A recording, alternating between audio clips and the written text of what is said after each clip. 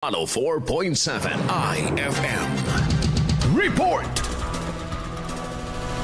Iginiit ni Senator Amy Marcos ang patuloy na pagsulong sa ipinapanukalang pagpapalawig ng termino ng Barangay at Sangguniang Kabataan Council, kasabay nito ang pagdalo sa naganap na City Fiesta ng Urdaneta City, Pangasinan nitong ika-1 ng Disyembre. Sa panayam ng media sa Senador, sinabi nito na inaasahan niya ang pagkakasundo-sundo ng mga miyembro ng Senado kaugnay sa pagtataguyod ng naturang usapin.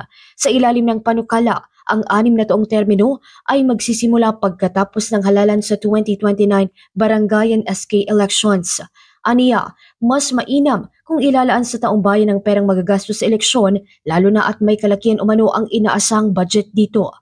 Yun pa lang, 18 billion sa COMELEC yun. Pagkatapos 2025, gastos na naman, 20 billion ang sinasabi. Naku, sana ibigay na lang sa tao yan, imbes na sa kung saang politika ulit. Samantala, magpapatuloy pa ang mga talakayan sa Senado alinsunod sa pagsusulong ng naturang Senate Bill. Mula rito sa IFM Dagupan, ito si Idol Ron Narakat Tatak, IFM. IFM News. IFM News. IFM.